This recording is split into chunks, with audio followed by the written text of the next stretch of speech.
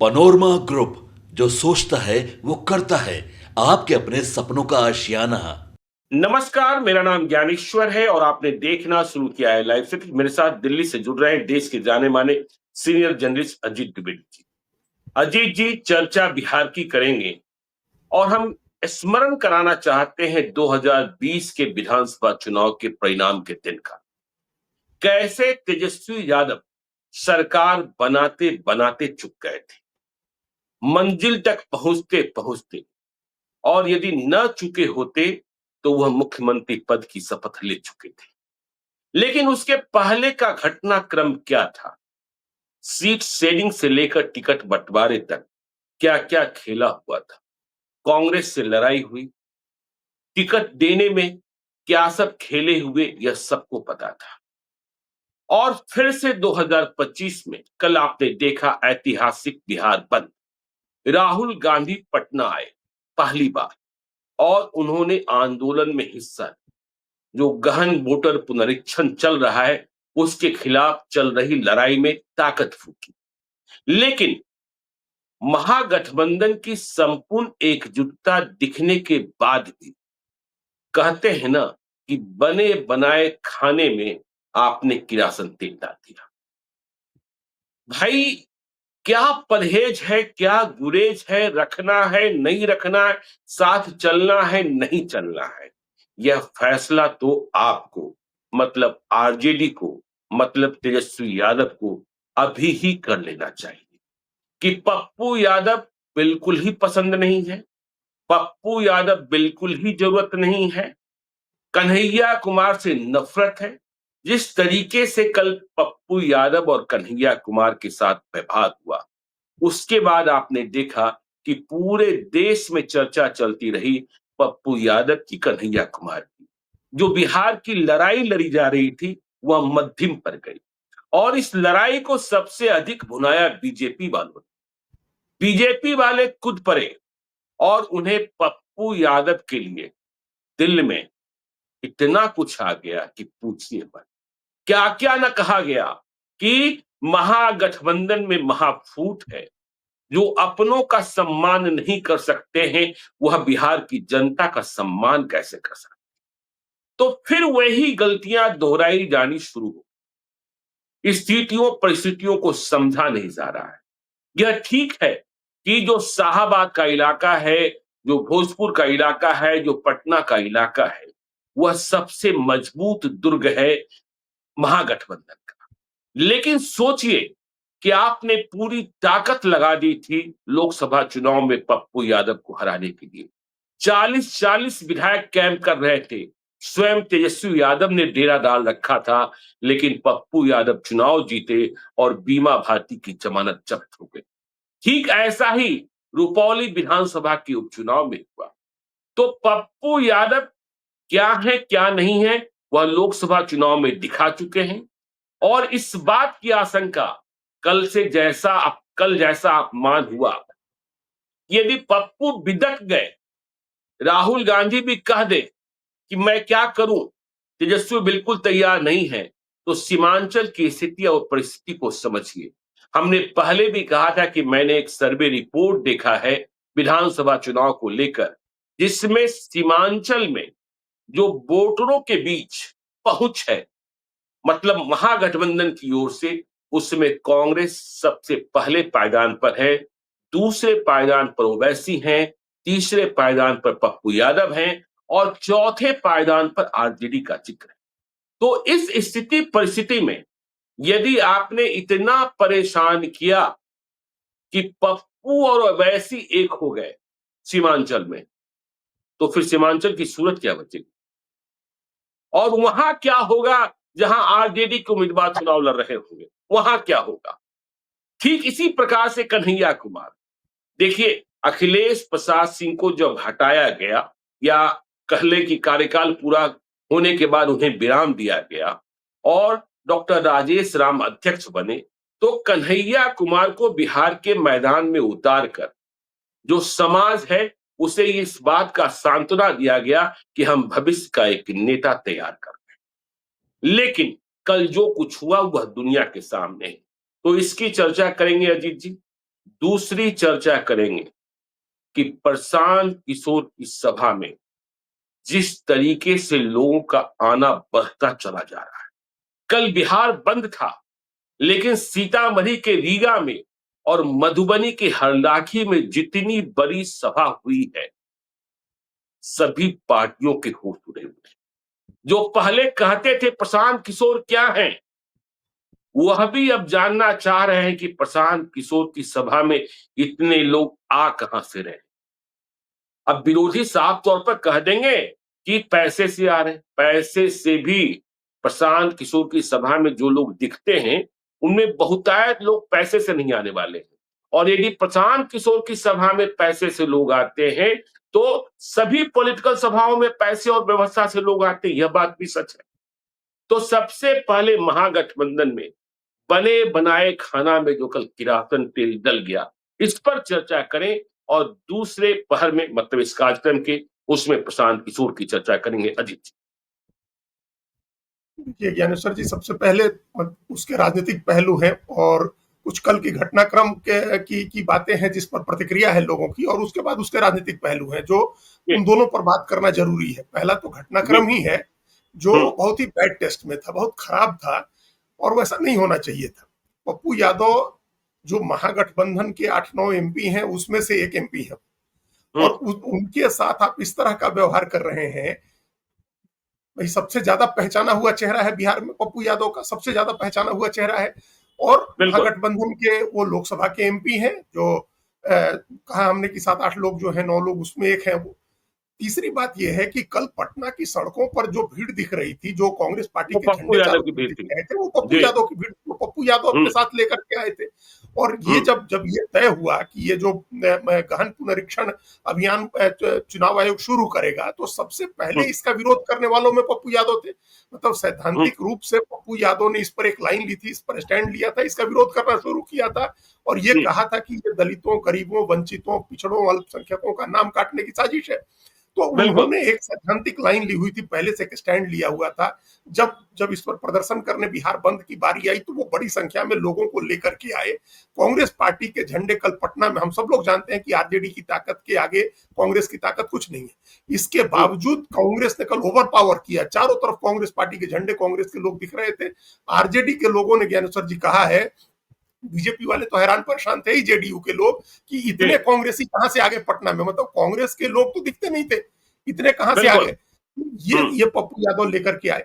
और उसके बाद पप्पू यादव जब मंच की तरफ जा रहे हैं, तो तमाम वीडियोज हैं, हम लोगों ने देखा कि उनको धक्का मार करके गिराया जा रहा है। बाद में उन्होंने सारा डिटेल्स दिया भी, तो उनको रोक दिया गया। आप खुली जीप में जाना एक अलग बात है, मंच पर बुलाना, भाषण करवाना एक अलग बात है। तो ये किस समय जो आपने कहा एग्जैक्टली सेम, उसमें आप उपमा दे सकते हैं कि बना बनाया खाना उन लोगों ने उसमें केरोसिन डाल करके उसको खराब कर दिया।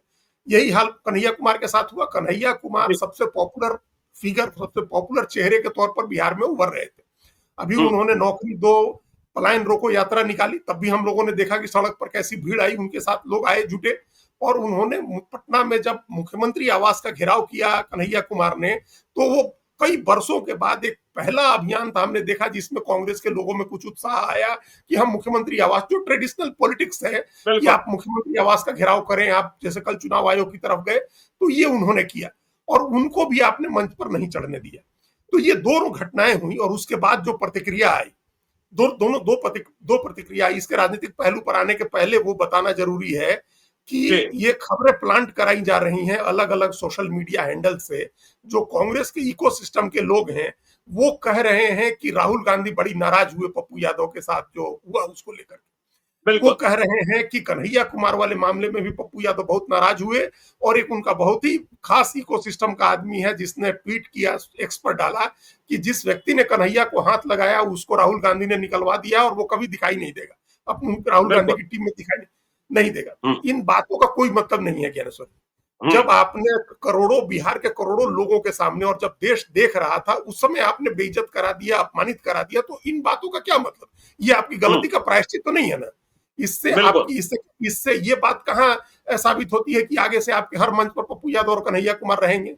आपने जिन लोगों ने नहीं उनको जाने दिया या धक्का मुक्की की, उन पर आप नाराज हो गए। इसका क्या मतलब है? राजनीति में इसका कोई मतलब नहीं होता है।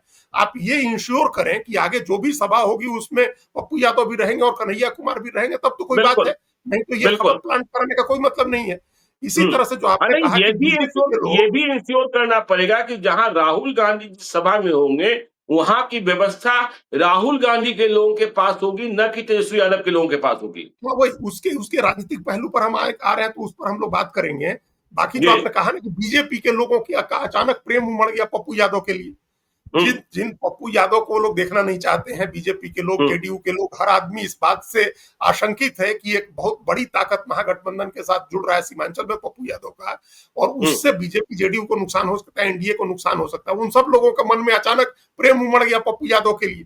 वो लोग बिल्कुल। आहत होने लगे। पप्पू यादव ने अपना पक्ष रख दिया आकर के सामने कि ये हम्म। जो हुआ उसको उन्होंने वस्तुनिष्ठ तरीके से रखा, और इसके बावजूद कहा कि वो ये जो कॉज है उस कॉज के साथ है, राहुल गांधी के साथ है, उस पॉलिटिक्स के साथ है। इसके हम्म। बावजूद सब आदमी आंसू बहा रहा था कि पप्पू यादव के हम्म। साथ देखिए ऐसा हो गया, पप्पू यादव के साथ देखिए वैसा हो गया। तमाम राइट विंग के इकोसिस्टम सोशल मीडिया में उनके लिए आंसू बहा रहे। ये इसका भी कोई मतलब नहीं है, लेकिन हम्म। ये एक राजनीतिक पॉलिटिकल पोजिशनिंग है महागठबंधन के भीतर की दरार को बढ़ाने के लिए। वो लोग पप्पू बिल्कुल। यादव के ऊपर, पप्पू यादव को भड़काने की कोशिश हो रही थी, वैसे कन्हैया कुमार को भी भड़काने की कोशिश हो रही थी। हम्म। लेकिन पप्पू यादव और कन्हैया दोनों इतने मैच्योर हैं, इतनी उनको समझदारी है कि वो समझ रहे थे कि ये जो घड़ियाली आंसू हैं जो बहाए जा रहे हैं पप्पू यादव और कन्हैया कुमार के सम्मान में, कि उनको अपमानित कर दिया हम्म। गया, तो उसका भी कोई मतलब नहीं है खास। हालांकि वो एक पॉलिटिकल लाइन है कि इनके बीच का विवाद बढ़े, लेकिन कांग्रेस के तरफ से तो जो कहा जा रहा है, जो सफाई दी जा रही है, उसका कोई मतलब ज्ञानेश्वर जी नहीं है। मतलब जी। ये कितना बड़ा ब्लंडर है, ये कितनी बड़ी गलती है, और हम्म। कैसे आगे के लिए आप अपने पूरे गठबंधन का रास्ता बिगाड़ते जा रहे हैं, खराब करते जा रहे हैं। ये पता नहीं क्यों नहीं लोगों को समझ में आ रही है बिल्कुल। कि आप समूचे गठबंधन की जो संभावना है चुनाव के 4 महीने पहले, उस संभावना पर आप मिट्टी का तेल डाल रहे हैं। ये सिर्फ हम्म। वो वहां, मतलब वहां कल की एक सभा का मामला थोड़े है। ये लगातार हम्म। हो रही है ये चीजें, और भाई लगातार होने से आपने जो है आपको तो 123 के लिए लड़ना है। आप 225 का दावा नहीं कर सकते हैं, नहीं कर रहे हैं। 175 का दावा नहीं कर सकते हैं। तेजस्वी यादव को, कांग्रेस को 123 की लड़ाई लड़ने की, किसी तरीके से 123 आ जाए। हाँ, तो आप आपने जैसे विधानसभा चुनाव का बताया 2020 का, 24 का जी। लोकसभा हम लोग लगातार कवर कर रहे थे। हम लोगों ने कई बार उस पर बात भी की कि जी। पप्पू यादव से लड़ने और उनको हरवाने के चक्कर में अगर तेजस्वी यादव नहीं रहते, तो क्या हम्म। सीमांचल की ऐसी स्थिति रहती? सीमांचल की स्थिति बदली हुई रहती। कम से कम 2 और सीटें बिल्कुल। हम लोग मांग रहे थे, जो उन 2 सीटों पर जो जो समीकरण बिगड़ा सुपौल में और अररिया में, वैसा तो नहीं होता वहां सीमांचल में। पप्पू यादव जी। वहां लड़ाई में ले आकर के चुनाव जितवा सकते थे। और एक सीट पप्पू यादव का जो आज एक संबद्ध सदस्य के तौर पर है, वो एक कांग्रेस पार्टी के एमपी के तौर पर होते, लेकिन वो खराब बिल्कुल। किया। वहां 3 सीटें खराब की, फिर बाई इलेक्शन का आपने रुपौली में किया। तो यही एक जो पॉलिटिकल, जो एक मैच्योरिटी होनी चाहिए, एक परिपक्वता होनी चाहिए है, एक लचीलापन होना चाहिए, जो हम बार बार कहते हैं कि पॉलिटिकल फ्लेक्सिबिलिटी जो है वो सबसे जरूरी चीज है, जो तेजस्वी यादव को, लालू यादव को भी नरेंद्र मोदी और अमित शाह से सीखना चाहिए। क्या बिल्कुल। उतना फ्लेक्सिबल भी कोई हो सकता है क्या? बिल्कुल। उन दोनों से ज्यादा रिजिड भी कोई हो सकता है क्या? एक बार हम्म। सोच लिया, अगर किसी को निपटाना है, किसी को खत्म करना है राजनीतिक रूप से या व्यक्तिगत रूप से, तो वो भी कर देते हैं। लेकिन लग गया बिल्कुल। कि अगर उस व्यक्ति की उपयोगिता है, तो वो व्यक्ति कितना भी विरोधी रहा हो, उसको साथ में ले आएंगे। बिल्कुल। भाई ज्ञानेश्वर जी, हमने दिल्ली में कपिल मिश्रा से ज्यादा बदतमीजी भरे बयान किसी के नहीं सुने हैं, जो उन्होंने जी। नरेंद्र मोदी के लिए विधानसभा में खड़े होकर के उन्होंने जो बातें नरेंद्र मोदी के लिए कही हैं, वो उनका घनघोर विरोधी भी नहीं कह सकता है नरेंद्र मोदी का।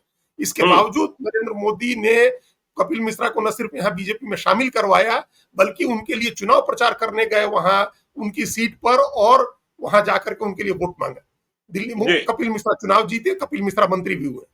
तो ये इस तरह की कई फ्लेक्सिबिलिटी है। आज लोग साथ नहीं है क्या? आज नीतीश कुमार और चिराग पासवान साथ नहीं है क्या? जेडीयू और लोक जनशक्ति पार्टी का साथ बिल्कुल। नहीं है एक गठबंधन में? बिल्कुल। तो पप्पू यादव, अगर आपसे विरोध रहा है पप्पू यादव का, पप्पू यादव ने भी पहले बयान दिया हुआ है तेजस्वी यादव को लेकर के या आरजेडी को लेकर के, लेकिन ये तो राजनीतिक बयान है ना। क्या इसकी वजह से ऐसा ऐसा थोड़ा हो सकता है कि पैचअप नहीं हो सकता? आप एक गठबंधन में नहीं आ सकते जहां आपके इंटरेस्ट का मामला है। अभी पप्पू यादव के इंटरेस्ट का तो कोई मामला है नहीं ज्ञानेश्वर जी।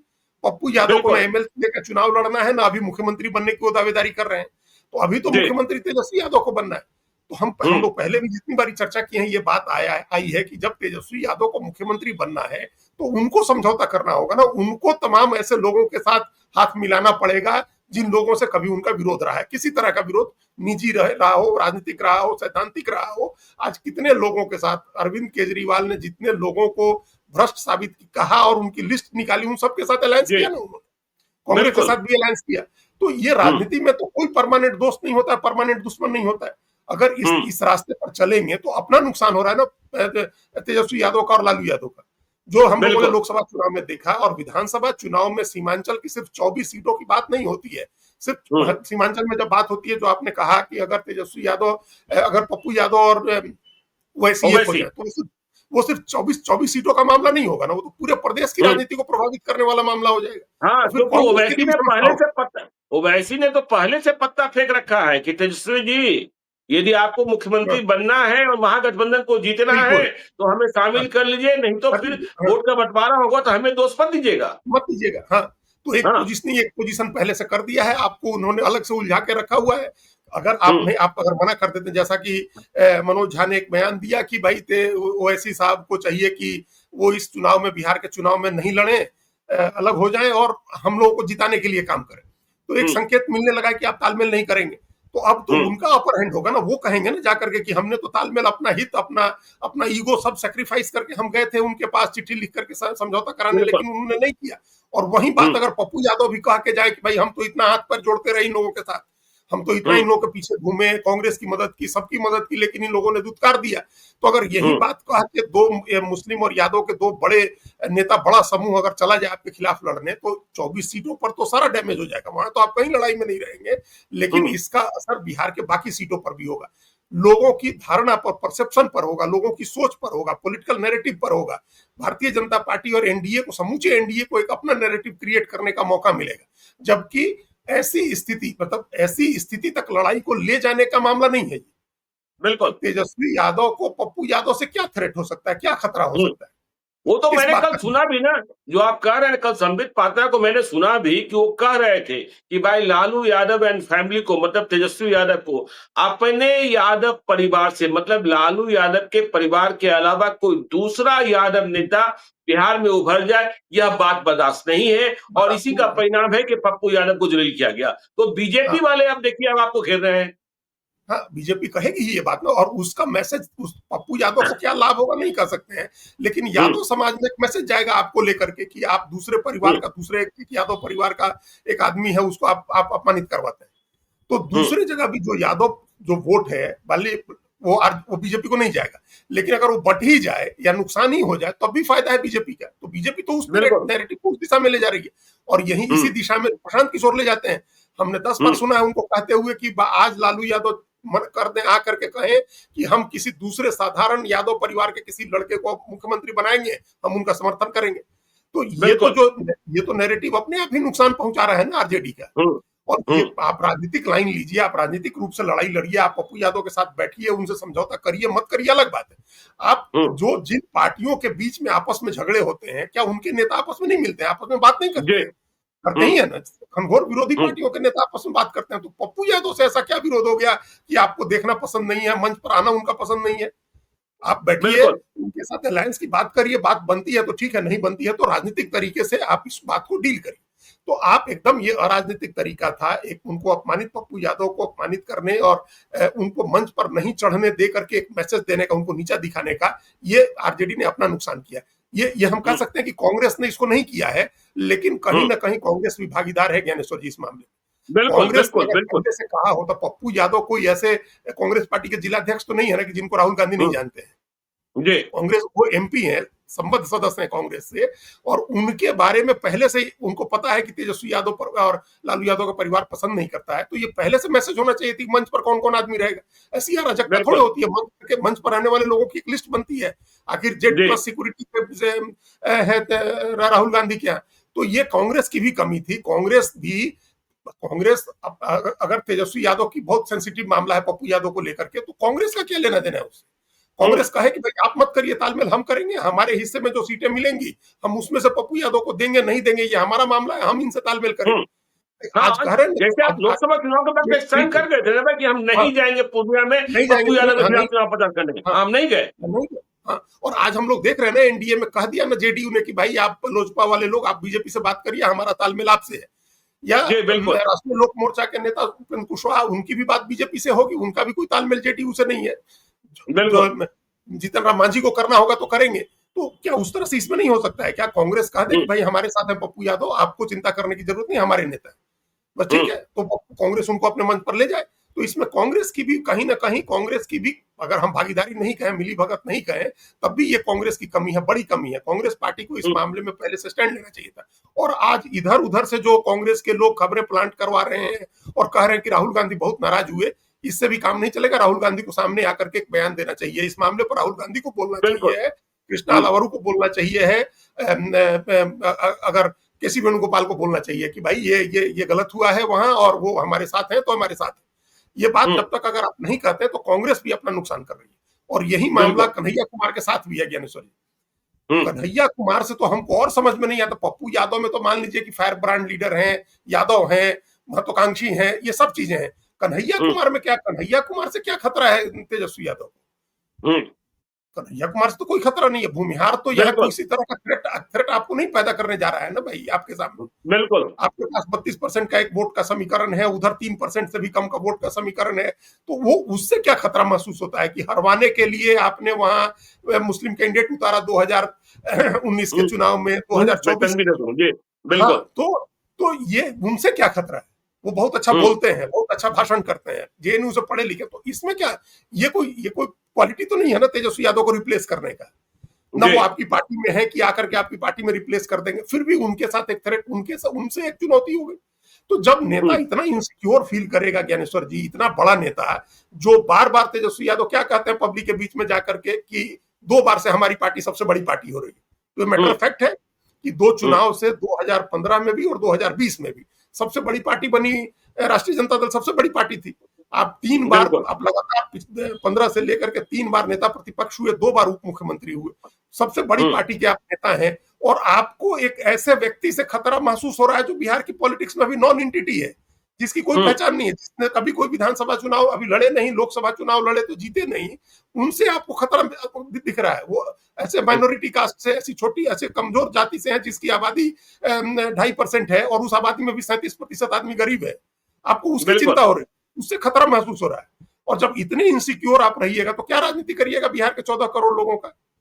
हुँ, और हम लोगों को ज्ञानेश्वर जी, पता नहीं हम लोग कभी पहले बात किए या नहीं, नीतीश कुमार से सीखना चाहिए तेजस्वी यादव और लालू यादव को। इस प्रदेश के जितने बड़े नेता रहे, उन तमाम बड़े नेताओं को नीतीश कुमार ने अपनी पार्टी में रखा और हाँ, किसी हाँ, से कभी बिल्कुल। नीतीश कुमार ने खतरा महसूस नहीं किया कि कोई हमको रिप्लेस कर देगा, कोई कोई हुँ, हमारे लिए थ्रेट है। शरद जी, यादव के साथ उन्होंने इतने लंबे समय तक राजनीति की, जॉर्ज फर्नांडिस उनकी पार्टी में रहे, डॉक्टर जगन्नाथ मिश्रा जो एक समय बिहार की राजनीति के पहचान थे, चेहरा, तो उनको भी अपनी पार्टी में ले आकर के उन्होंने जी, रखा और बिल्कुल। उनसे भी कोई थ्रेट फील नहीं किया। हुँ, रामाश्रय प्रसाद सिंह कांग्रेस के इतने बड़े नेता थे, उनको पार्टी में ले आकर के मंत्री बना करके रखा, उनसे कभी उनको खतरा नहीं महसूस हुआ। हुँ, तो बिल्कुल, तमाम बड़े बिल्कुल। नेता जो है बिहार के, सारे बड़े नेता, शिवानंद तिवारी हुँ, भी उनके साथ में रहे, रंजन यादव जिन्होंने दिग्विजय लालू सिंह यादव रहे। बढ़ाया वो भी साथ में रहे, दिग्विजय सिंह रहे, तमाम बड़े नेता बिहार के जो है वो रहे नीतीश कुमार के साथ। कभी नीतीश कुमार हुँ, को तो खतरा नहीं महसूस हुआ, नीतीश कुमार ने थ्रेटन फील नहीं किया, नीतीश कुमार अपने को असुरक्षित नहीं महसूस करते थे। लालू यादव के बिल्कुल। साथ भी इतने बड़े नेता रहे, लालू यादव कब असुरक्षित महसूस किया रघुवंश प्रसाद सिंह से या प्रभुनाथ सिंह से या किसी भी बड़े नेता से, जगदानंद सिंह जी, से? तो हुँ, ये क्यों, ये तेजस्वी यादव क्यों इतना असुरक्षित महसूस करते हैं कन्हैया कुमार से? तो फिर बिहार बिल्कुल। में आप नेता नहीं बन सकते हैं। आपका कद बहुत बड़ा नहीं हो सकता है अगर आप इस तरह से लोगों से असुरक्षित महसूस करेंगे, लोगों को मंच पर नहीं पहुंचने देंगे, लोगों को धक्के मरवा के हटा देंगे, बेइज्जत करवाएंगे, तो आप बड़ा नेता नहीं बन सकते। बड़ा हुँ, नेता तो वो होता है जो बड़े लोगों को साथ में लेके चलता है और उनसे थ्रेटन फील नहीं करता है, उनसे इनसिक्योर फील नहीं करता है। यहाँ तो तेजस्वी यादव बिल्कुल। रोज पप्पू यादव और कन्हैया कुमार से डरे हुए दिखाई देते हैं। फिर आप बीजेपी से क्या लड़िएगा जब अपने ही पार्टी के, अपने ही गठबंधन के नेताओं से आप डरे हुए हैं?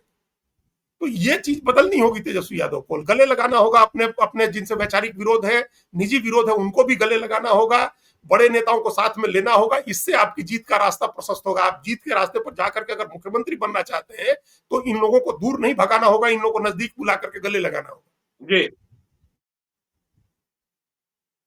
चलिए गले लगाना होगा। अब चलते हैं देखिए अजीत जी प्रशांत किशोर की ओर। देखिए, बिहार की पॉलिटिकल पार्टियां बीजेपी हो, जेडीयू हो, आरजेडी हो और नई पार्टी जनसुराज, देखिए एक मीटिंग करने के लिए आपको महीने भर की तैयारी करनी होती है, हफ्ते भर की तैयारी करनी होती है। और आजकल प्रशांत किशोर, हमने और आपने ही कहा था कि 11 अप्रैल को पटना में गांधी मैदान में प्रशांत किशोर की रैली सुपर फ्लॉप हुई थी। डंके की चोट पर कहा था।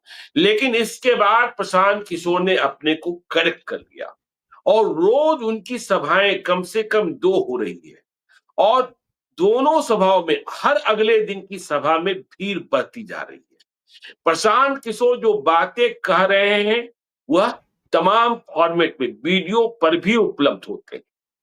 वीडियो पर भी लोग सुन ले सकते हैं, उन्हें पता हो सकता है कि ये बात ही कहने आ रहे हैं प्रशांत किशोर।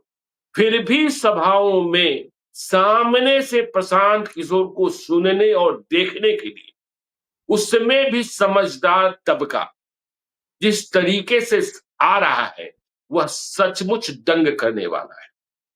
कल बिहार बंद था संपूर्ण विपक्ष का और हमने आपने देखा, तस्वीरें देखी, वीडियोस देखे कि किस तरीके से सीतामढ़ी के रीगा में और मधुबनी के हरलाखी में इतने लोग आए। मुझे कल से ही रात से लोग कहने लगे, मैं कल रात को दिल्ली में भी एक पार्टी में था, कि प्रशांत किशोर को कितनी सीटें आ सकती है। पहले लोग कह रहे थे कि सीटें तो आएगी ही नहीं। पहले तो लोग कह रहे थे कि प्रशांत किशोर नोटा है। यह बात हमने और आपने एक जगह भी सुनी। लेकिन अब कह रहे कितनी सीटें आ सकती हैं और क्या सरकार बनाने में उनकी कोई भूमिका हो सकती है, उनके विधायकों की भूमिका हो सकती है। तो रोज संख्या बढ़ती जा रही है और जो लोग वापस आ रहे हैं वह यह कह रहे हैं प्रशांत किशोर की सभा से, यह बंदा बात तो ठीक बोल रहा है। तो प्रशांत किशोर की ये सभाएं क्या बिहार की राजनीति को मोड़ती हुई दिखाई पड़ रही है?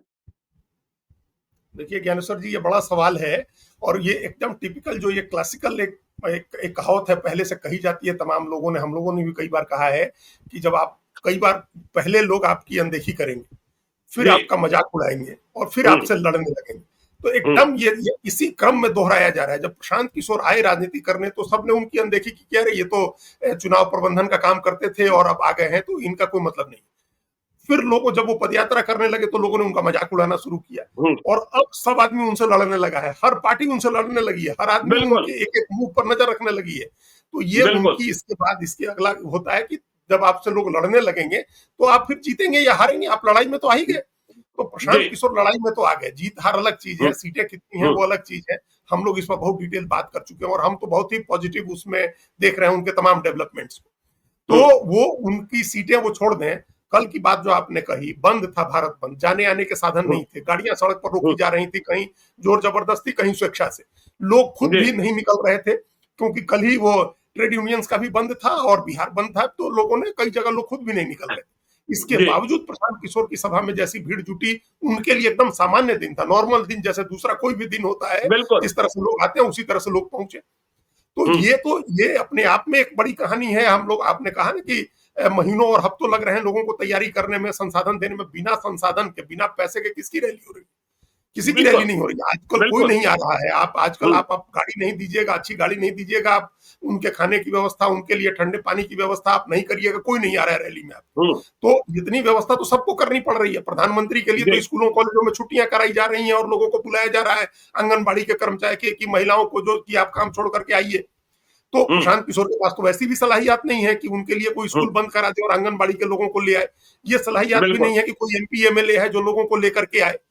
इसके बावजूद उनकी सभाओं में भीड़ जुट रही है और हर सीट पर, हर कॉन्स्टिट्यूएंसी में इतने लोग उनकी पार्टी के उम्मीदवार बन रहे हैं कि हमको, कई बार हमको चिंता होती है कि भाई इतना सिर दर्द हो जाएगा, इतने सारे लोग आपकी पार्टी में दावेदार हो रहे हैं। पहले लोग कह रहे थे कि कैंडिडेट खोजना मुश्किल है, अब कैंडिडेट किसी भी पार्टी से ज्यादा कैंडिडेट आ रहे हैं। कल भी आपने कहा सीतामढ़ी के रीगा में हमको लग रहा है कि वो बीजेपी के नेता कैप्टन पुष्कर झा ने हमको वहां ज्वाइन करना था रीगा में, प्रशांत किशोर की पार्टी में। तो ये दूसरी पार्टियों के जो मजबूत नेता हैं, अभी कोई टिकट की बात नहीं हो रही, प्रशांत किशोर किसी को टिकट का कमिटमेंट नहीं कर रहे हैं, इसके बावजूद इतनी बड़ी संख्या में लोग आ रहे हैं, पार्टी ज्वाइन कर रहे हैं, जनसुराज में शामिल हो नहीं रहे हैं। ना अजीत जी यही जब आपने टिकट की बात कर दी, देखिए जेडीयू रूलिंग पार्टी है, पिछले 20 साल से रूल कर रही है। और जब हम टिकटों की बात करते हैं, एनडीए में सीट शेयरिंग की बात करते हैं, भोजपुर की 2 सीटें हैं ना, संदेश और अज्ञाव, जहां बिल्कुल। जेडीयू को लड़ने वाला उम्मीदवार नहीं मिल रहा है। और अब यह बात कही जाने लगी कि प्रशांत किशोर के पास 243 विधानसभा क्षेत्रों में एक-एक नहीं कई उम्मीदवार हैं और उनमें चयन करना है। तो ये तो बड़ा फर्क आ गया ना।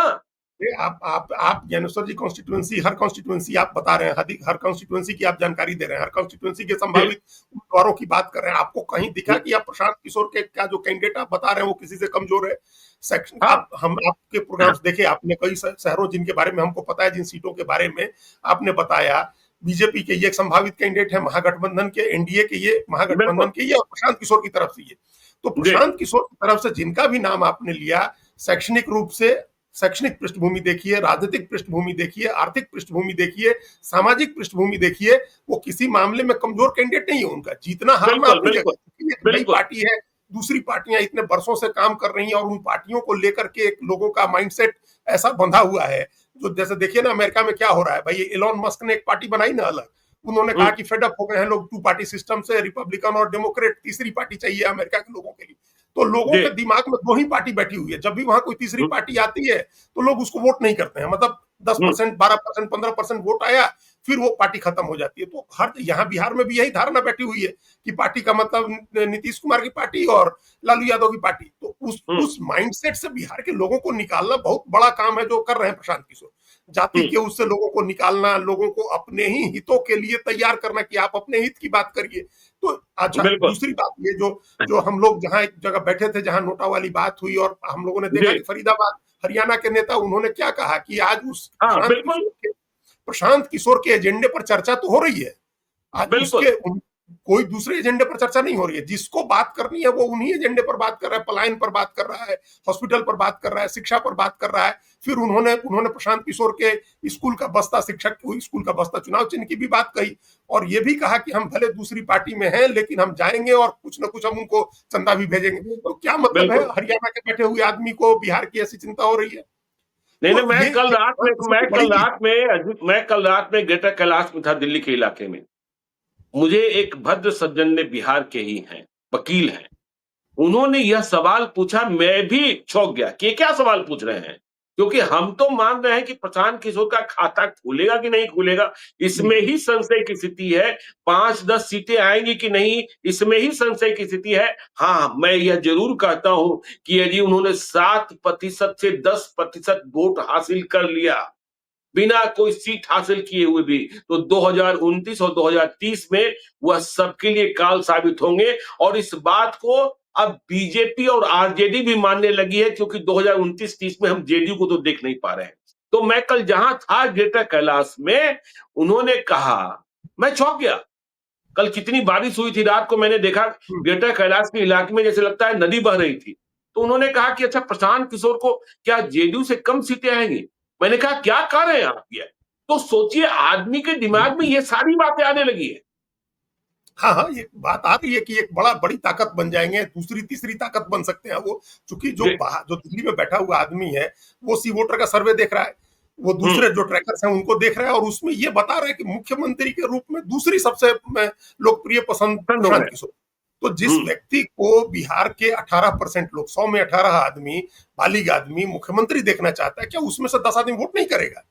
तो हम्म। इस वजह से जो है, इस वजह से उनकी पहचान, उनको लेकर के लोग सीरियस हो गए कि मुख्यमंत्री की पसंद हो गए, उनका एजेंडा चर्चा में आ गया। उनके यही तो जीत होती है, यहीं से तो शुरुआत होती है कि लोग आपके बिल्कुल। एजेंडे की चर्चा करने लगे, लोग आपका चेहरा पहचानने लगे, आपका चुनाव चिन्ह पहचानने लगे, फिर उसके बाद तो चीजें बहुत आसान हो जाती हैं। तो नहीं, कठिन नहीं, फेज। अब चुनाव चिन्ह को लेकर देखिए, कल ही ग्रेटर कैलाश में उस भद्र सज्जन ने कहा, बिहारी हैं, वकील हैं, उन्होंने कहा कि देखिए, अरे तीर चलाकर किसी को मारना तो है नहीं, तीर चलाकर अब लालटेन भी नहीं फोड़ना है, कमल से कुछ होना नहीं है। मतलब देखिए, चुनाव चिन्ह तो ठीक बात।